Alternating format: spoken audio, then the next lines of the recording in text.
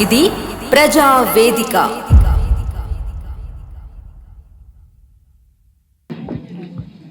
అందరికీ నమస్కారం. ఊర్ల పెళ్లికి కుక్కలాడావుడి అన్నట్టు మేమేదో ఇంత మంచి ప్రజలకందరికీ రేషన్ కార్డులో దిక్కు అదో దిక్కు ఇదో దిక్కు మేం చేస్తా అంటే వీళ్ళు అడావుడి చేసేది లేదు బీకేది లేదు, కానీ అడావుడి ఎక్కువ చేస్తాను. వీళ్ళు మీ అందరు మాకు బయట ఎవరో సాక్ష్యాలు సబూతులు అవసరం లేదు. మీ అందరి సమక్షంలోనే జరిగిన వాస్తవాలని మేము ముందుంచడానికి మరోసారి మీరు, ఎందుకంటే ఇవి అన్ని ఎట్లాగూ డిమానిటేషన్లో చెల్లని రూపాయలు ఎగిరిపోయిన రూపాయలు ఇవి, వీటితోటి మీరు పని కూడా లేదు. కానీ మరి వాస్తవాలను అంబేద్కర్ గారు చెప్పినప్పుడు ఎప్పుడు లైవ్లో ఉంచకపోతే అబద్ధాలు నిజమయ్యే ప్రమాదం ఉంటుంది. కాబట్టి మరోసారి మేము ముందుంచడానికి గతంలో కాంగ్రెస్ ప్రభుత్వం నుంచి వదిలిపెట్టిన తర్వాత బీఆర్ఎస్ వచ్చిన తర్వాత ఉద్యమాల పేరట శవాల మీద పేలాలు ఎరుకున్న అధికారంలోకి వచ్చిన తర్వాత మనం ఎన్నో ఎవరి పాలాయరా తెలంగాణ అనే దాని మీద కూడా ఎన్నో రోజులున్నాయి. వాటన్నిటిని తీసుకొచ్చి మేము ముందు డిస్ప్లే చేయడానికి ఏర్పాటు చేసిన వాస్తవానికి అవి కొన్ని సిస్టంలో లాక్ అయ్యి దాంట్లోకి వెళ్ళి ఓపెన్ అవ్వట్లేదు. మీ అందరికీ దాంట్లో కూడా మీరు అందరు చాలామంది ఉన్న దానిలో 90% పాల్గొని ఉన్నారు. అలా అండర్ గ్రౌండ్ డ్రైనేజ్ లేదా హనుమకొండ జిల్లాకు ఎవరే ఇక్కడ మంత్రి అంటే ఎవరు ఉండదు చూడు, సారే గారు అని వ్యంగ్యంగా ఎగతాళి చేసినట్టు తెలంగాణ ఉద్యమానికి బాటగట్టి అప్పుడు పార్టీల సొంతం ఉన్న వరంగల్లో మీటింగ్ పెట్టినప్పుడు తెలంగాణ దానికి సారథ్యం వహించేది సారన్నే ఆ రోజులల్లో. అలాంటి తెలంగాణ ఉద్యమకారుని పేరే తెలియనట్టు వ్యంగ్యంగా మాట్లాడిన రోజులు మర్చిపోలే. అప్పుడు కొండా సురేఖ గారిని ఇక్కడ వినయ్ భాస్కర్ గారిని గెలిపియండి, సొంత డబ్బులతోటి రాష్ట్ర ఖజానాతోటి అండర్ గ్రౌండ్ తీసుకొస్తా అన్న వ్యక్తులు వీళ్ళు, మర్చిపోలే. ఇంకా ఇక్కడ ప్రతిది కూడా ఎన్నో వాగ్దానాలు చేసిపోయినారు, అవన్నీ కూడా నా దగ్గర ఉన్నాయి. త్వరలో మళ్ళీ మీ అందరికి కూడా ప్రతి మీడియా ప్రింట్ ఎలక్ట్రానిక్ మీడియాకు నేను సిస్టమ్కి వెళ్ళి డౌన్లోడ్ చేసి పంపిస్తా తప్పకుండా. ఎన్నో వాగ్దానాలు చేసిపోయి ఇక్కడ కూర్చొని కళ్ళు తాగి ఇది చేద్దాం, ఇది డబుల్ బెడ్రూమ్, కాళ్ళు ఎక్కడ చేతులు ఎక్కడ, ఇవన్నీ చెప్పిపోయిన అన్నీ మర్చిపోలే కదా. 10 ఏళ్ళల్లా మీకు ఇచ్చిన వాగ్దానాలనే నెరవేర్చిండ్రా? ఏది కొద్దిగా గొప్ప చేసి దాన్ని కూడా ముక్కలు చేసే. కేజీ టు పీజీ లేదు, 3 ఎకరాలు లేదు, ఇట్లా చెప్పుడు పోతే ఇంకా చాలా ఉన్నాయి వీళ్ళవి. ఇవి ఏవి చేయకపోగా మేము అధికారంలోకి వచ్చిన తర్వాత నెక్స్ట్ డేనే క్లియర్గా మహిళలకు ఫ్రీ అని చెప్తే బస్సులు 500 రూపాయల సిలిండర్కి ఫ్రీగా ఇవ్వబడుతుంది, 200 యూనిట్ల కరెంటు ఫ్రీగా ఇవ్వబడుతుంది. ఇవన్నీ 6 పథకాలలో లేవా? ఇవి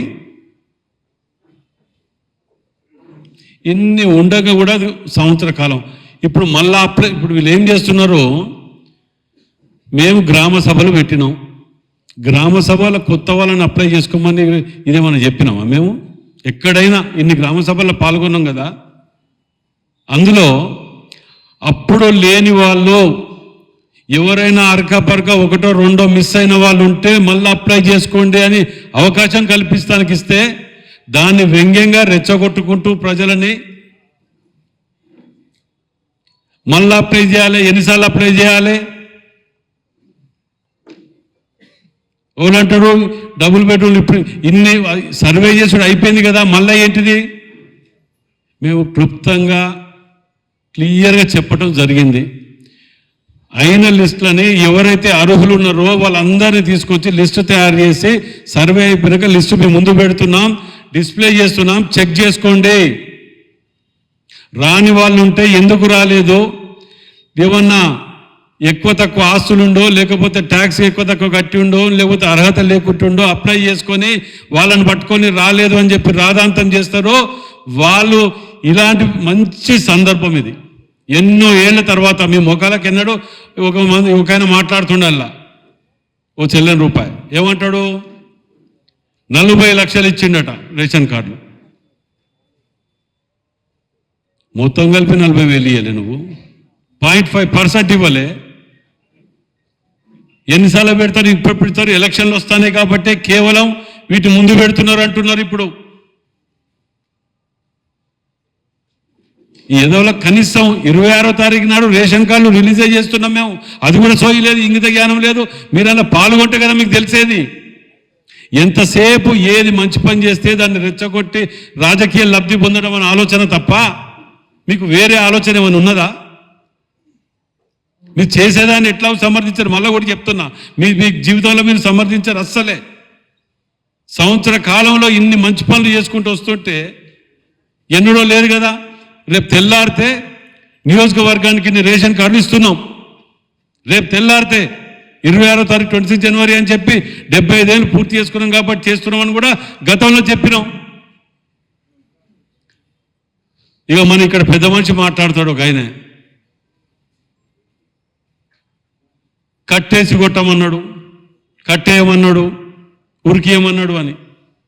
నేను మీ అందరి సమక్షంలో కదా ప్రెస్ మీట్లో మాట్లాడింది మొన్న అశోకాల. ఎవరైనా డిస్టర్బ్ చేస్తే అర్హులకు లబ్ధి పొందటానికి అందరు వచ్చిండ్రు, వాళ్ళందరూ ఇది చేసుకోండి. టీఆర్ఎస్ వాళ్ళు ఈ ఎదవలు అని కూడా చెప్పిన, రెచ్చగొడతారు, వాళ్ళ ప్రలోభాలకు ఇది కాకండి. వాళ్ళు ఎట్లాగూ ఇయ్యలే, మీ ముఖాలకు జీవితంలో అనుకోకుండా వరంగల్ వెస్ట్ కాన్స్టిట్యున్సీలో ఒక్క ఇల్లు ఇచ్చిండ్రా, ఒక్క రేషన్ కార్డు ఇచ్చిండ్రా, ఒక్క పెన్షన్ ఇచ్చిండ్రా? జవాబుదారితనం లేదు. కానీ ప్రెస్ మీట్ పెట్టి 4 రోజులు అయితే తెలుస్తుంది, ఎలక్షన్ల కోసమే పెట్టిండ్రు. అరే రాజకీయంలో ఎన్నో వ్యూహాలు ఉంటాయి, మేము ఇచ్చినమా లేదా దాని గురించి మాట్లాడుకుంటా ఇంకేదో మాట్లాడుకుంటూ అసలు మీరు గతంలో అసెంబ్లీ అయిపోయాక పార్లమెంట్ ఎలక్షన్స్ కూడా గట్టిగా మాట్లాడిండ్రు. ఏడికి పోయింది మీ పరిస్థితి? డిపాజిట్లు రాక థర్డ్ ప్లేస్కు పోయిండ్రు. మీకు ఇంకా కూడా బుద్ధి రాకపోతే ఎట్లా?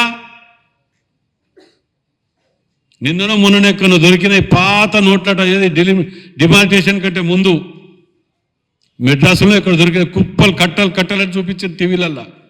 ఇది అందుకెళ్ళి తప్పించుకొచ్చిన బ్యాచే ఉన్నట్టున్నది నాకు చూడబోతే. ఇది అందుకెళ్ళే ఉన్నది. ఎట్లాగో మిమ్మల్ని థర్డ్ ప్లేస్కు పోయినారు. రేపో మాపో మీకు ఏ దుకాణం బంద్ అయింది, మీకు ఏది లేదు అనేది అర్థమైంది. మేము కూడా బతుకున్నాం, మేము కూడా ఏదో పాలక పక్షం మీద ఏదో విమర్శ చేయాలి, అట్లయితే మేము బతుకున్నట్టు ప్రజలు గమనిస్తారు అనుకుంటున్నారేమో. మళ్ళీ కూడా అదే మాట మాట్లాడతాడు ఇవాళ పొద్దుగాల, మేము తయారు చేసి దానికి రంగులేసిండట అని. అసలు మీకు ఏమైనా ఆలోచన కానీ, అభివృద్ధి మీద కానీ, సలహాలు కానీ, సూచనలు కానీ, ఇంకా కూడా ప్రజలు మిమ్మల్ని తన్ని పక్క కూర్చోబెడితే కూడా బుద్ధి రాకపోతే, ఇవాళ మేము గ్రామ సభలు పెట్టినాం. 4 రోజులుగా పెట్టింది. 4 రోజులలో ఇవి తిరిగిండ్రా అంటారు. ఎన్ని తిరిగిండ్రు చెప్పండి అని మాట్లాడతాను. పెద్ద మనిషి మాజీ ఎమ్మెల్యే 26 డివిజన్లలో 20 డివిజన్లు తిరిగినాం. ఒక్కొక్కరు ఎమ్మెల్యేలో పట్టుకొని తిరుగుతాను. ఎక్కడన్నా ఒక్క చిన్న ఏదైనా దొరికితే కోడిగుడి మీద ఈకలు వీకినట్టు వీక్తారు దాన్ని పట్టుకొని. మేము 90 చేసి 150 కూడా చెప్పుకోలేదు గొప్పలు. మీరు 10 చేయలేదు, 100 చెప్పుకొని తిరుగుతాను దేశం మీద పడి. మేము ఇప్పుడు కూడా ఛాలెంజ్ చేస్తాను. ఇవాళ కూర్చున్నాము అల్లిబాబా డజన్ ముఠాకు. మేము తీసుకొచ్చిన సంవత్సర కాలంలో నిధులన్నీ, మీ 10 ఏళ్ళలో తెచ్చిన ఎన్ని ఓపెన్ ఛాలెంజ్గా అసలు వాస్తవానికి హన్మకొండ చౌరస్తాలో పెడదాం అనుకున్నాం ఈ ప్రెస్ మీట్ మేము అందరం. ఎందుకంటే ఎదవలకు ఇట్లైనా బుద్ధి వస్తుందేమో అని చెప్పి.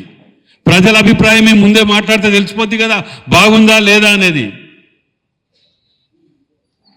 అది వదిలిపెట్టి ఎంతసేపు గదే ఆ కబ్జా పెట్టిన డెన్ ఉన్నది కదా, దొంగల ముఠాకు డెన్ను, ఆ దలాల్ స్ట్రీట్ అని ఒకటి ఉంటుంది ఢిల్లీలో. ఇవి దలాల్ స్ట్రీట్ దగ్గర ఆ దుకాణంలో పెట్టుకోవటం, వాళ్ళు ఏదో బాంబేలో ఉన్నది. ఇది నిజంగా కూడా దాని పేరు దలాల్ స్ట్రీట్ అనే పెట్టాలి. దీనికి నామకరణం చేద్దాం. ఒకటి అందులో కూర్చోవటం, మంచిగా తినటం, మాట్లాడటం, అబద్ధాలకు మాట్లాడటానికి నిలయంగా పెట్టుకున్నారు దాన్ని. నిజాలు మాట్లాడరు అందులో. అంటే ఎంత దౌర్భాగ్యం అంటే ప్రజలను ఇంకా తప్పుదో పట్టియాలి, ఇంకా చేయాలి. ఇక మీరు అందరూ మర్చిపోయినరు. ఆడ కూర్చొని మాట్లాడిన మాటలు ఎలక్షన్ల నెల రోజుల ముందు వచ్చి ఎన్ని ప్రామిసులు చేసిపోయారు మీకే. అంతకుముందు ఏం చేసిండ్రు 10 ఏళ్ళల్లా? మేము తీసుకుపోయి మేము చేసుకోగలిగిన అక్కడ ల్యాండ్ అక్విజిషన్ కానీ ల్యాండ్ ఎక్కడ ఇవ్వాలి ఏం చేయాలని దాని మీద కానీ మీరేం చేసిండ్రు? మేము ఈ 26వ తారీఖు నాడు 2 BHK కూడా ఇవ్వాలనుకున్నాం. 2 BHK కూడా మేము ఈ ఇందిరమ్మది కంప్లీట్ అయినాక 26వ తారీఖు నుంచి వారం 10 రోజులలో డబుల్ బెడ్రూమ్ కూడా ఇవ్వడానికి మేము ప్రయత్నం చేస్తుంటే అందరిని ఎగేసి, ఎందుకంటే డబ్బులు మొత్తం ఒక్కొక్క ఆడ ఉన్నాయి, ఇక్కడ 600, 2000 మంది దగ్గర డబ్బులు దొప్పారు. 2 లక్షలు 3 లక్షలు 5 లక్షలు వాళ్ళు మీద పడి అంతారని చెప్పి వాళ్ళందరినీ ఎగేస్తారు ఇక్కడికి. ఇలా చూడండి, మాస్టర్ ప్లాన్లో కూడా ఒక్కొక్క మాస్టర్ ప్లాన్ వెంబడి మాజీ ఎమ్మెల్యేల ల్యాండ్లు ఎన్ని ఉన్నాయి?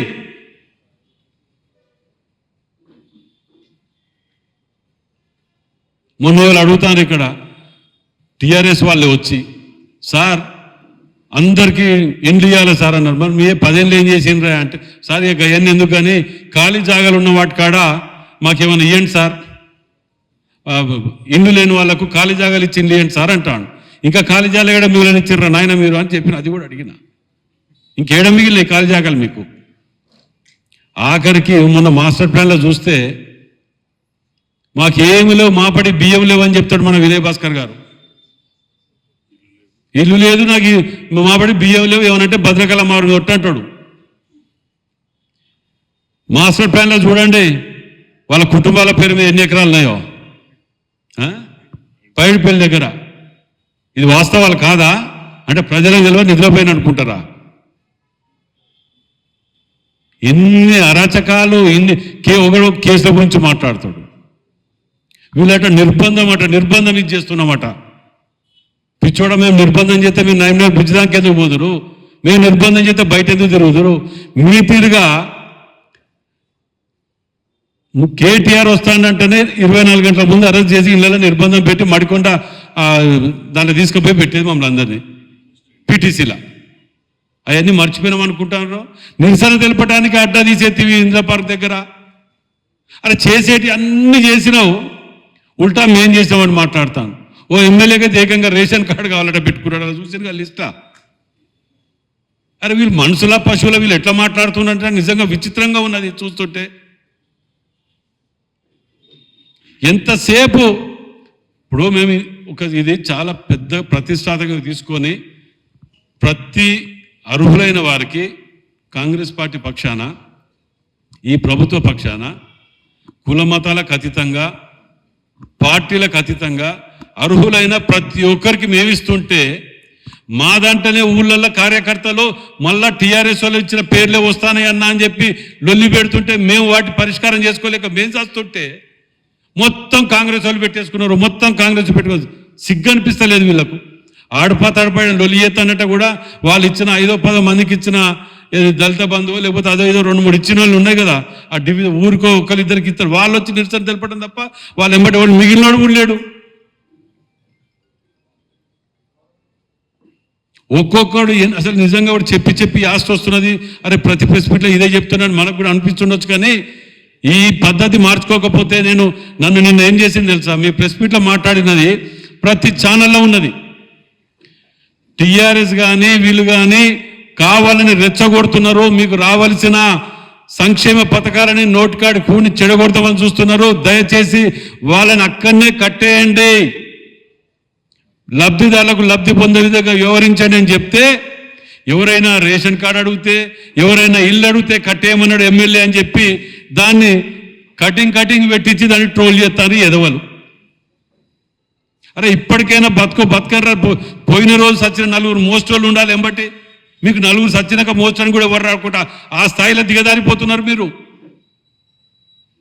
ఏం లాభం? రూపురేఖలు ఇట్లా దున్నపోతుండగానే సరిపోదు, ఇంత బుద్ధి ఉండాలి. మాట్లాడేటప్పుడు మేము ఏం మాట్లాడినాం, ఏం వాగ్దానం చేసినాం, వాళ్ళు ఏం చేస్తున్నారు అని ఆలోచన ఉండాలి. మీ అందరి సమక్షంలో జరిగిన వాస్తవాలను కూడా మీ ముందే మళ్ళా అబద్ధాలు మాట్లాడుతుంటే మాకే సిగ్గు అనిపిస్తుంది చూస్తుంటే. ఇవాళ ఇక్కడెక్కడైనా గ్రామ సభలో చిన్న డిస్టర్బెన్స్ జరిగిందా? ఇక్కడ కొన్ని ఊర్లలో ఎక్కడో కాడ కొన్ని అది కూడా వాళ్ళు వాంటెడ్లీ క్రియేట్ చేసినాయి. మేము ఇస్తారో మొర్రో అంటే లొల్లెక్కడిది అసలు చెప్పండి, నాకు తెలియక అడుగుతా. ఇది నిరంతర ప్రక్రియ, ఇవాళతో ఆగతలేదు, కంటిన్యూస్గా ఇస్తాము. 26వ తారీఖు నాడు ఇస్తున్నామని చెప్పినాం. రేపు పొద్దుగాల ఈ టైం వరకు మేము రేషన్ కార్డు పంచుతున్నాం. జవాబు చెప్పు ప్రజలకు. మీరు ఒక్క రేషన్ కార్డు ఇచ్చిండ్రా? అరే ఉన్న 13 రకాల సరుకులు ఇస్తే మొత్తం కథం చేసో దొడ్డు బియ్యం ఇచ్చింది తప్ప ఒక్క సరుకు ఇవ్వలే మీరు. ఇదివరకు వచ్చిన వాళ్ళు ఒక్కొక్కరు గంపలల్లా నూనె, ఉప్పు, పప్పు అన్ని పట్టుకపోయినరు. వీటన్ని నూనెలు పెట్టి మేమేదో చేసినాం, మేమేదో వీకినాం. ఇదే చేసేది. నాగరాజు గారు మాట. ప్రింట్ అండ్ ఎలక్ట్రానిక్ మీడియా మిత్రులకు నమస్కారం. ఈ యొక్క ప్రజాపాలనలో మీరు చూస్తున్నారు, ప్రజలు అనూహ్యమైన స్పందనతో వచ్చి ఎవరైతే మిస్ అయిన, ఎవరైతే ఆ రోజు గత ప్రజాపాలనలో ఎవరన్నా ఊర్లలో లేని వాళ్ళు, లేకుంటే ఎక్కడన్నా వెళ్ళిన వారు, లేక కొన్ని తప్పిదాల వల్ల వాళ్ళ పేరు రాని వాళ్ళని అన్నిని కూడా సరి చేసుకుంటూ ఈ యొక్క ప్రజాపాలన ముందుకు పోతుంది. కానీ ఈరోజు బీఆర్ఎస్ నాయకులు అది జీర్ణించుకోలేక, మీకు లైవ్ ఎగ్జాంపుల్ చెప్తాను. నిన్న కూడా నేను మడికొండ గ్రామ ప్రజాపాలన పాల్గొంటే, అన్న మాకు గత ప్రభుత్వం అంటే మేము ఉన్నాం, చేయలేకపోయినాం, ఇప్పుడన్నా పాపం ఇంద్రమ్మ ఇల్లు ఇవ్వండి అని ఆ ప్రజానాయకులే వచ్చి, బీఆర్ఎస్ నాయకులే వచ్చి రిక్వెస్ట్ చేస్తున్నారు. అంటే చూడండి మేము ఎంత ట్రాన్స్పరెంట్గా ఉన్నాం, అంటే పారదర్శకంగా. మా కార్యకర్తలు అయితే చాలా అన్హ్యాపీగా ఉన్నారు. అన్నీ మళ్ళీ బీఆర్ఎస్ నాయకుల పేర్లు వస్తున్నాయి ఇండ్లలో, రేషన్ కార్డులో, ఈవెన్ ఈజీసీ వర్క్, ఇంద్రమ్మ పనులకు పోయే దాంట్లో కూడా అనేది అంత స్ట్రాంగ్గా చెప్తున్నారంటే మీరు అర్థం చేసుకోండి. మేము ఎవరికి ఇస్తున్నాం? ట్రాన్స్పరెంట్గా, పారదర్శకంగా ఎవరైతే అర్హులైన వారందరికీ కూడా ఇస్తుంటే, దాని మీద డాక్టర్ టి రాజయ్య, మరి ఆయన వ్యవసాయం చేసిందో లేదో నాకు తెలియదు, మరి వారు కూడా కామెంట్ చేస్తున్నారు. నారు పోసుకుంటుంది. ఇంత స్వచ్ఛంగా అందరు కూడా వచ్చి ఎలాంటి అవతాకాలు లేకుండా ఈ యొక్క రైతు భరోసా, ఆత్మీయ భరోసా, ఇంద్రమ్మ ఆత్మీయ భరోసా కోసం అన్నీ కూడా లిస్టు తీసుకొని ఆ గ్రామ పంచాయతీలో పెట్టి మీరు చూసుకోండి. అక్కడ లిస్ట్ ఇస్తున్నాం, చూసుకోండి. ఇందులో ఏమైనా మీరు మిస్ అయినరా, ఇంకెవరైనా అర్హులు ఉన్నవారు అప్లై చేసుకోండి అని కూడా ఇంత స్పష్టంగా చెప్తున్నా కూడా ఇంకా వీళ్ళకి అర్థమవుతలేదు. ప్రజలు మిమ్మల్ని తరిమిండ్రు. ఒక ఆయననేమో AK-47 పట్టుకొని తిరుగుతాను అంటున్నారు. AK-47 అది ఇంటెలిజెన్స్ వాళ్ళు చేసి, ఇప్పుడు వీళ్ళకు రాష్ట్ర పోలీస్ మీద KTRకు నమ్మకం లేదట. తర్వాత ఇప్పుడు పెద్ది సుదర్శన్ రెడ్డి అనే ఒక మాజీ ఎమ్మెల్యేకి కూడా పోలీసుల మీద నమ్మకం లేదట. అరే గత 10 ఏళ్లలో ఉన్న పోలీస్ అదే పోలీస్ కదా. మీరు చేసిన పోలీసులు ఏం చేసిన అడ్డు పెట్టుకొని పాపం ఈరోజు వాళ్ళందరూ జైల్లో మగ్గుతున్నారు. మీరు చేసిన నిర్వాహకం, మీరు చేసిన దురహంకారమైన పాలనలో పాపం వాళ్ళు ఇప్పుడు వాళ్ళు మీకోసం బలి అయిండ్రు. ఆ ఫ్యామిలీస్ అన్నీ ఆ శాపం తాకుతుంది తప్పనిసరిగా. కేసీఆర్ కుటుంబానికి, KTR కుటుంబానికి తప్పనిసరిగా ఆ యొక్క పోలీస్ ఫ్యామిలీల ఏడుపు తప్పనిసరిగా మీకు తాకుతుంది. మీరు పోలీసులను అడ్డు పెట్టుకొని చేసిన ప్రజాపాలన ఎట్లుంది? మేము స్వేచ్ఛగా ఇచ్చినాం అందరికీ, స్వేచ్ఛగా. పోలీస్ వాళ్ళని కూడా ఎవరిని ఏమనద్దండి, సిస్టమేటిక్గా కూర్చోబెట్టి మాట్లాడి జస్ట్ ఫర్ వాళ్ళు ఇంటర్నల్ సెక్యూరిటీగా చూస్తున్నారు తప్ప ఎవరు కూడా పోలీసుల వల్ల ఎవరిని ఇబ్బంది పెట్టకుండా చూడాలని, వారిని సక్రమంగా ఒకరి మీద ఒకరు పడి పెద్ద మనుషులు వస్తారు కాబట్టి వాళ్ళ కోసం పెడుతున్నాం తప్ప ఎవరిని కూడా పోలీసుల ద్వారా మేము ఎవరిని రెచ్చగొడతలేము, ఎవరిని అరెస్ట్ చేస్తలేం, లేకుంటే లాఠీ చార్జ్ చేయమంటలేము. ఇంత స్వచ్ఛందంగా కనపడుతున్నారు. మీడియా మిత్రులు కూడా గమనిస్తున్నారు ప్రతి అడుగు. మేము ఇప్పటికీ నేను 10-15 గ్రామ ప్రజాపాలన అటెండ్ అయినా, ఎక్కడ పోయినా కూడా అందరూ కూడా చాలా హ్యాపీగా ఉన్నారు.